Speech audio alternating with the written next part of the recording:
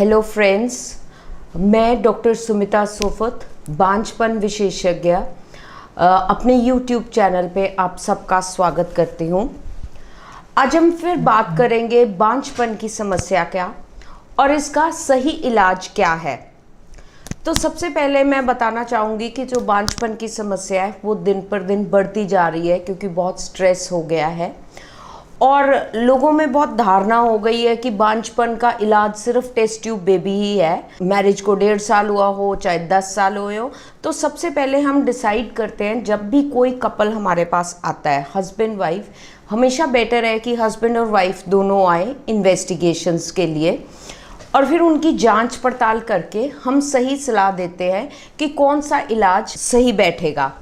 तो सबसे पहले हम शुरू करेंगे कि टेस्ट ट्यूब बेबी क्या होता है और किन मरीजों में टेस्ट ट्यूब बेबी किया जाता है और टेस्ट ट्यूब बेबी की तकनीक में क्या नई चीज़ें आ गई हैं जिससे कि हम कामयाबी दर बढ़ा सकते हैं।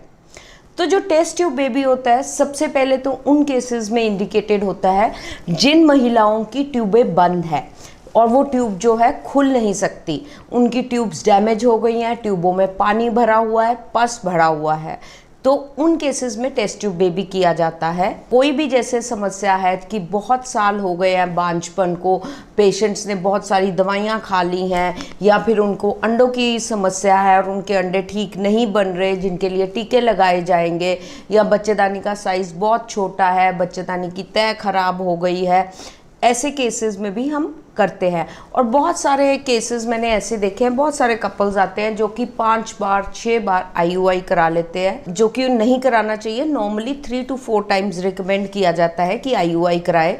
उन केसेस में भी जब वो फेल हो जाता है तो IVF की टेक्निक जो है की जाती है। कई कपल्स ऐसे जोड़े होते हैं जिनमें कि पेशेंट्स कहते हैं कि हमारी तो कोई सब टेस्ट नॉर्मल आए हैं पर फिर भी जो है बच्चा नहीं हो रहा, तो ऐसे केसेस में भी टेस्ट ट्यूब बेबी इंडिकेटेड होता है।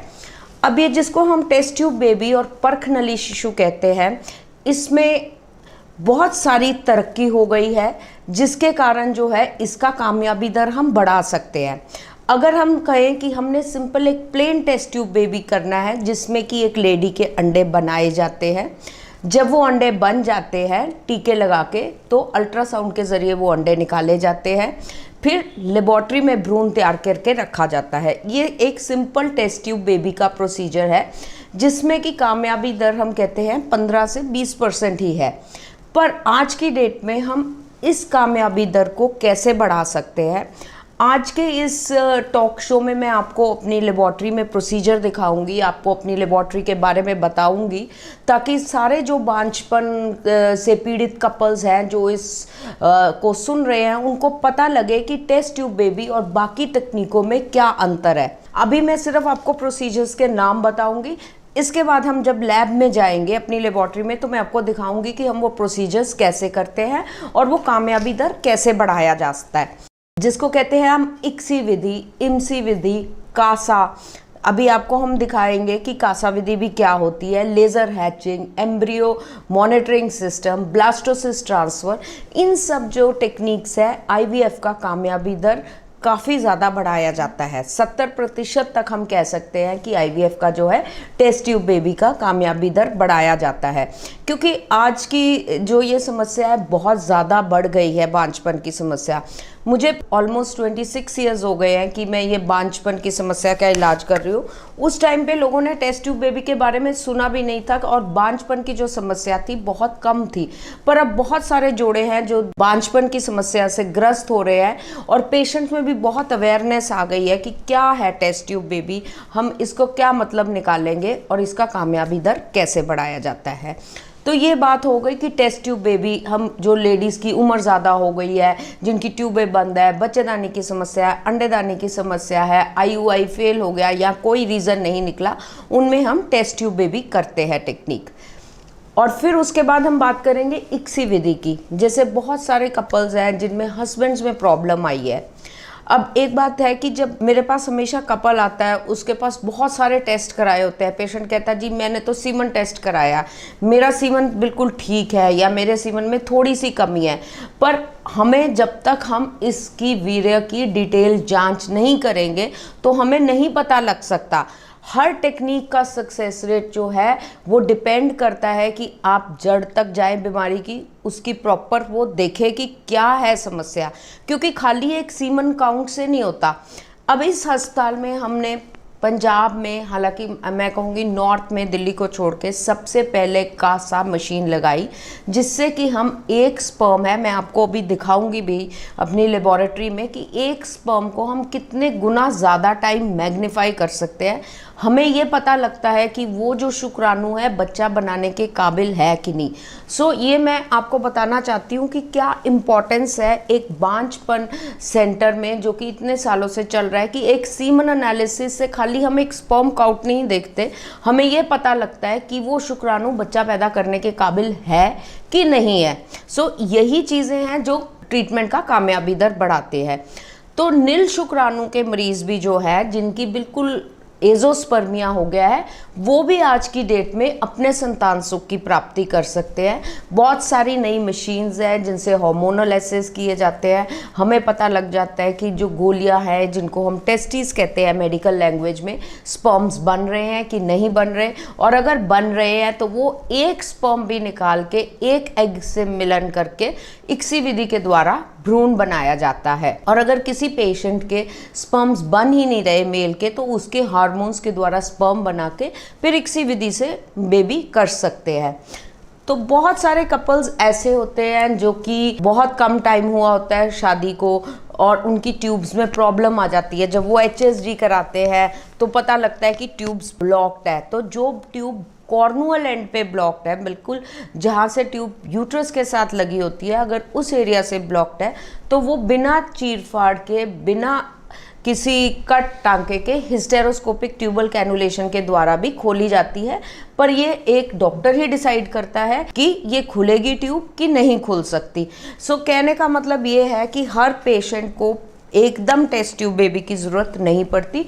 और भी बहुत सारी टेक्निक्स है। सिंपल IUI टेक्निक है, जिसमें अगर किसी पेशेंट के स्पर्म्स में हल्की फुल्की कमी है तो वो IUI टेक्निक से भी प्रेग्नेंट हो सकता है। पर अगर एज ज़्यादा हो गई है, बांझपन की समस्या ज़्यादा हो गई है, माहवारी की समस्या है, या बंद हो गई है माहवारी, या बच्चेदानी का साइज़ छोटा है, तो डेफिनेटली बढ़िया से बढ़िया बेहतरीन इलाज कराना बहुत ज़रूरी है। ये था IVF, ICSI, laser hatching, blastocyst culture, embryo monitoring के बारे में।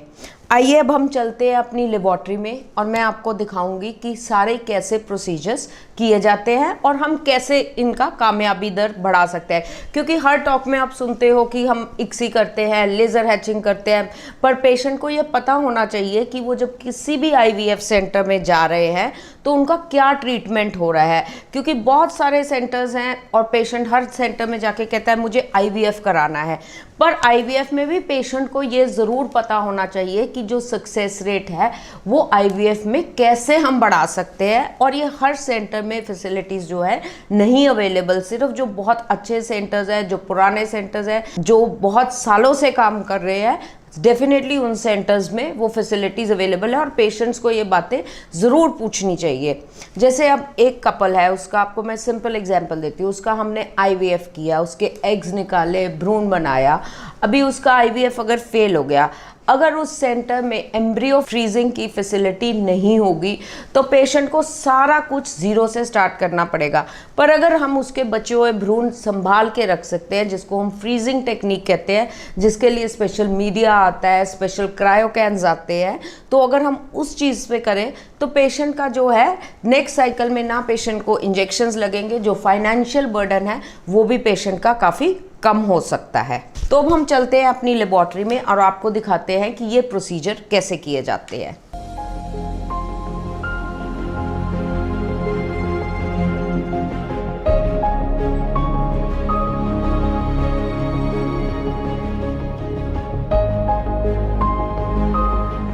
अब हम अपनी IVF लेबोरेटरी में हैं और आप देखेंगे ये वो लैब है, वो एरिया है जहाँ की हम भ्रूण तैयार करते हैं।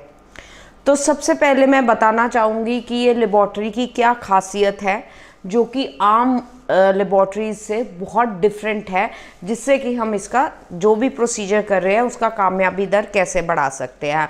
आप देख सकते हैं ये एक मॉड्यूलर IVF लैब है।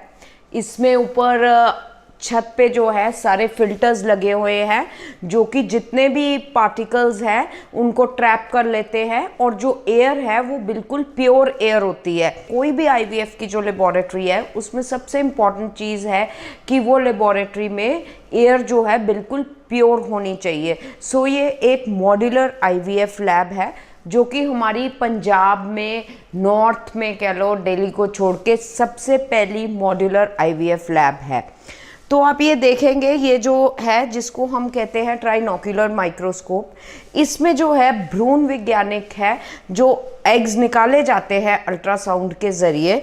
इस माइक्रोस्कोप के नीचे एग्स आइडेंटिफाई होते हैं। जो लेडी के हम अंडे निकालते हैं वो इधर भ्रूण वैज्ञानिक बैठ के अंडे देख सकता है। आप अभी क्लिप में देख रहे हैं कि भ्रूण वैज्ञानिक जो है वो कैसे फ्लूइड से एग्स ढूंढ रहा है। तो एक बार जब एग मिल जाता है तो दूसरा भ्रूण वैज्ञानिक यहाँ पे एग और स्पर्म का मिलन करता है। अब आप देख सकते हैं ये हैं जो शुक्राणु, जो कि मशीन है कि एक शुक्राणु को, जो कि हमें नेकेड आई से नहीं नज़र आता, इसमें कितने टाइम्स वो मैग्नीफाई हो गया है। इससे हमें पता लग जाता है कि वो शुक्राणु बच्चा बना सकता है कि नहीं। ये जो मशीन है इक्सी मशीन है, इस मशीन से हम सबसे बढ़िया शुक्राणु जो बेबी बना सकता है वो सिलेक्ट करते हैं। तो यही मैं आपको बताना चाह रही थी कि जब एक रूटीन सीमन एनालिसिस होता है वहाँ इतनी बड़ी मशीन्स नहीं होती, वहाँ हमें सिर्फ यही पता लग सकता है पेशेंट को कि उसका काउंट कितना है, मॉर्फोलॉजी की परसेंटेज कितनी है। पर जो डिटेल इन्वेस्टिगेशन है सीमन की, जिससे कि कामयाबी दर पता लगेगा, वो ये मशीन्स है जिनसे हम देख सकते हैं कि एक स्पर्म जो है कितने 100 टाइम्स जो है मैग्नीफाई होके हमें नजर आता है। सो इधर अब आप देख रहे होगे क्लिप में कि मेरा जो भ्रूण वैज्ञानिक है वो कैसे एक एग और एक स्पर्म का जो है मिलन करता है और भ्रूण बनाता है। सो ये मशीन के साथ जो है लेज़र मशीन जो है वो अटैच्ड है और उससे हम लेज़र हैचिंग करेंगे। अभी आप ये जो क्लिप देख रहे हैं उसमें आप देखेंगे कि कैसे लेज़र के ज़रिए जो है भ्रूण की परत पतली करी जा रही है, ताकि जो भ्रूण है वो लेडी के बच्चेदानी में चिपक जाए, ताकि जो सक्सेस रेट है वो बढ़ जाए। अब आप देख रहे हैं कि ये ब्लास्टोसिस्ट है, यानी कि 5वें दिन वाला भ्रूण। अब ये लास्ट स्टेज है जिस पे ये एम्ब्रियो जो है ग्रो करता है। इसके बाद ये हैच हो जाता है, यानी कि फट जाता है ताकि वो बच्चेदानी में चिपक जाए। तो आप ये देख सकते हैं जब हम 8 या 10 भ्रूण बनते हैं, उनमें से 1 या 2 ही भ्रूण ऐसे होते हैं जो कि ब्लास्टोसिस्ट बनते हैं, जिनके लिए स्पेशल मीडिया लिया जाता है, स्पेशल टेक्निक्स होती है जिनके कारण ये ब्लास्टोसिस्ट बनाया जाता है। तो कहने का ये मतलब कि हर एक आम आईवीएफ लेबोरेटरी में ये सारे प्रोसीजर्स जो मैं आपको दिखा रही हूँ अवेलेबल नहीं होते। ओनली जो हॉस्पिटल्स बहुत अच्छे हैं, जिनके पास एक्सपर्टाइज है, जिनके पास इक्विपमेंट है, वही ये कर सकते हैं, जिससे कामयाबी दर बढ़ाया जा सकता है। तो ये डे 5 ब्लास्टोसिस्ट आप देख सकते हैं। सिमिलरली आप देख सकते हो ये जो काफ़ी सारे इंक्यूबेटर्स पड़े हैं, इनको हम ट्राई गैस इंक्यूबेटर्स कहते हैं, जिसका जो एनवायरनमेंट है, जो कि एक लेडी के बच्चेदानी की तरह अंदर जो एनवायरनमेंट है वो इन इंक्यूबेटर्स में है, ताकि जो एम्ब्रियो है वो ग्रो कर सके, अच्छा भ्रूण तैयार किया जा सके। ये आप मशीन जो देख रहे हैं वो एम्ब्रियो मॉनिटरिंग सिस्टम है। ये सिस्टम हमने पंजाब में फर्स्ट टाइम यहाँ लगाया है, जिससे कि आप देख सकते हैं हम एक एक भ्रूण को देख रहे हैं कि वो कैसे ग्रो कर रहा है, कैसे डिवाइड कर रहा है। सो इसके ज़रिए जो हम हैं टेस्ट ट्यूब बेबी का कामयाबी दर बढ़ा सकते हैं। जो भ्रूण सबसे अच्छा ग्रो कर रहा है हम वो सिलेक्ट करेंगे। आप देख रहे हैं जो पहले नंबर पे भ्रूण है वो इतना अच्छा नहीं ग्रो कर रहा, पर जो ये छठे नंबर पे भ्रूण है वो ज़्यादा अच्छा डिवाइड कर रहा है। तो ऐसा ही भ्रूण हम सिलेक्ट करके बच्चेदानी के अंदर रखेंगे, जिससे कि प्रेगनेंसी हो सके। अब आप देख सकते हैं ये जो वर्क स्टेशन है, इस पे हम भ्रूण एम्ब्रियो यानी कि इस कैथेटर में लोड करते हैं। अब इसमें हम कामयाबी दर कैसे बढ़ा सकते हैं? जो एम्ब्रियो हमने यहाँ पे लोड करना है माइक्रोस्कोप में, साथ ही ये विद इन 1 मिनट भ्रूण जो है बच्चेदानी में रखना पड़ता है। अगर इसमें ज़्यादा समय लग जाता है तो जो IVF या टेस्ट ट्यूब बेबी का कामयाबी दर है वो कम हो जाता है। तो यहीं से जो है हम भ्रूण वैज्ञानिक या जो गायनेकोलॉजिस्ट है, यानी कि मैं यहाँ से एम्ब्रियो लोड करके सीधा ये जो हमारा एम्ब्रियो ट्रांसफ़र रूम है इसमें हम एम्ब्रियो ट्रांसफ़र करते हैं। सो जो डिस्टेंस है वो सारा कम हो जाता है और विद इन 1 मिनट भ्रूण जो है लेबोरेटरी से लेडी की बच्चेदानी में रखा जाता है ताकि वो आगे ग्रो करे। अब आप देख रहे हैं ये हमारी जो है फ्रीजिंग लैब है। आप इतने सारे कंटेनर्स देख रहे हैं जिनमें जो हम हैं एम्ब्रियो यानी कि भ्रूण जो है, एक्स्ट्रा भ्रूण जो पेशेंट के बच जाते हैं वो फ्रीज किए जाते हैं। आप ये देख सकते हैं ये -196 डिग्री टेम्परेचर में रखे जाते हैं और ये अनगिनत समय के लिए फ्रीज किए जाते हैं। सो जिन हॉस्पिटल्स में फ्रीजिंग की फैसिलिटी है, मैंने जैसे कहा कि अगर किसी पेशेंट का भी एक्स्ट्रा एम्ब्रियो बन जाते हैं, एक्स्ट्रा भ्रूण बन जाते हैं, तो वो अनगिनत समय के लिए फ्रीज किए जाते हैं ताकि जब भी चाहे बेबी, अगर पेशेंट प्रेग्नेंट भी हो गया है फर्स्ट टाइम पे, तो वो अपना सेकेंड बेबी ऐसे करवा सकता है। उसको सारा प्रोसीजर दोबारा कराने की ज़रूरत नहीं है। साथ ही आप देखेंगे कि यहाँ पे जो है सीमन भी है जो वो फ्रीज है। कई हस्बैंड्स जो सैंपल्स नहीं दे सकते या जिनको प्रॉब्लम आती है, जो बाहर रहते हैं, जो आर्मी में हैं, वो अपना सीमन दे के जा सकते हैं और फिर ये सीमन जो है अनगिनत समय के लिए भी फ्रीज किया जा सकता है। सो ये है फ्रीजिंग की फैसिलिटी जो हमारे हॉस्पिटल में अवेलेबल है, जिसका लाभ पेशेंट्स उठा सकते हैं। अब आप देख सकते हैं कि ये स्पेशल मशीन है जिसको हम कासा मशीन कहते हैं।